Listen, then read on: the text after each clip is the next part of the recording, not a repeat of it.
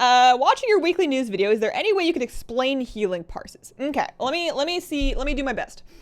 So, so this all comes from logs, and if you are new to logs, combat logs are a very detailed packet of information about a raid or about a dungeon run. So, for example, Warcraft logs is the place that we generally find these. So let me do a little tour.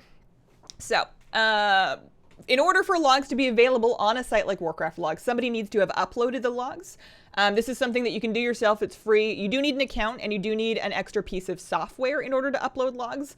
I was set up for that because I was briefly setting up logs for Squirrel Squad, but I haven't done it in a while. Instead, we have people in our raid that upload the logs for us, which is nice. And then everybody, as long as one person's put your log up, then it's going to be there. So if we go to, we can see that my particular guild has a raid log, 2 of them actually, for this. This was our most recent raid night. This was Thursday night. It's doomed. I've picked a bad one. I just need like a. All right, here we go. Thursday night, raid night. Let's take a look. Let me find one that doesn't show me too awfully. Well, it doesn't really matter. Let's be honest. I'm not that good yet. Gilliman, thank you for the 6-month reset. Appreciate it.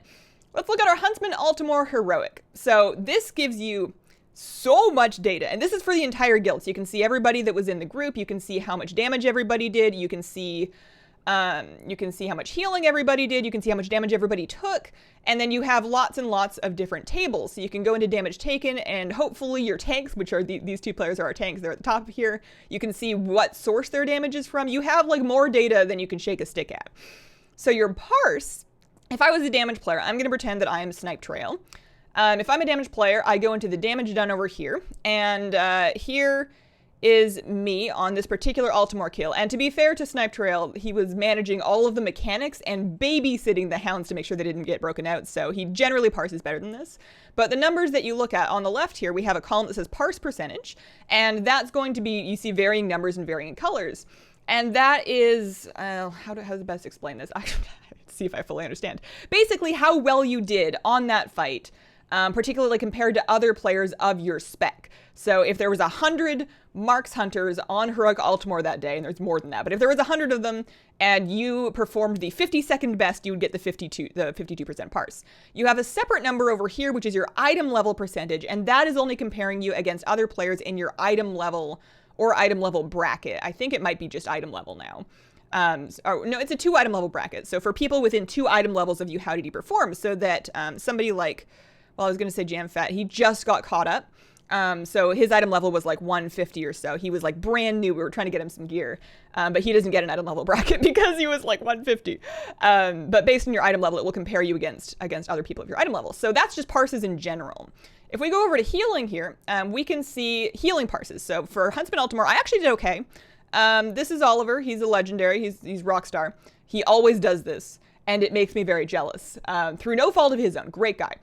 This is my private guild. These are not personalities. These are just raiders that are really good at their jobs.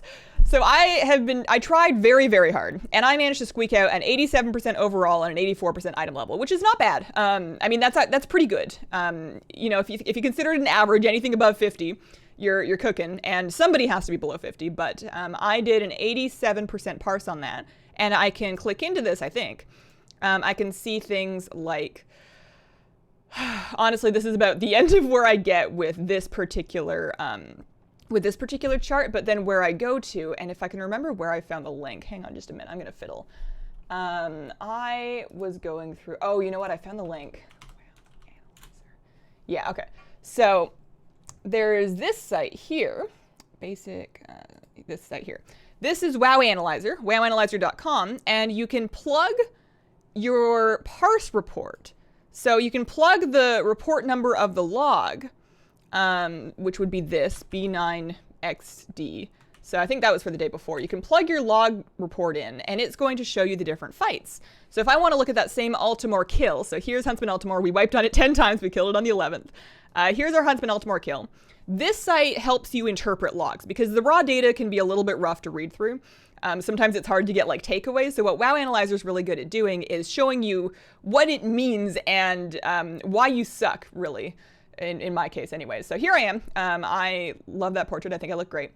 And it's going to break down the info from that log into a checklist. So the top one is using core abilities as often as possible. This is the big thing that I improved. If I could dig up, let me see here.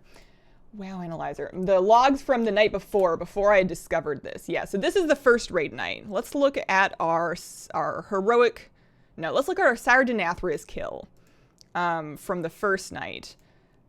On this fight, I like kind of sort of did it. I think I was already trying. I had made my weak cores, but they were very bad. So I could have used Prayer of Mending like 20% more. I was inactive. This is the big thing that gets me, is that it says that high downtime is inexcusable, and they're right, but sometimes I'm thinking, I did something I'm going to get better at. It wants me to be casting Smite if I have nothing better to cast, to be contributing damage. It tells me that I can help reduce my downtime by casting spells more often, anticipating movement, moving during the GCD, etc. It wants you to do things like use all your mana correctly. It wants you to do things like be prepared. I had forgotten to use a embalming oil on that particular fight, so that's why it's shown me that. And it's going to give you suggestions. So it thinks I could have used Holy Word Salvation twice. It's technically correct if I had used it on pull. It's a 12-minute cooldown. If I'd used it on pull, that would have been fine. I have bad downtime. I had 37% downtime on that fight. And then this is the part that broke my heart, is it said, I should cast Renew less. I cast it 46 times. It's one of the least efficient spells we have and should only be cast while moving, while no other instants are available. 2 or less per minute is recommended. So I read that and I went, oh no. That's what's wrong with me. And also I was missing a sharpening stone.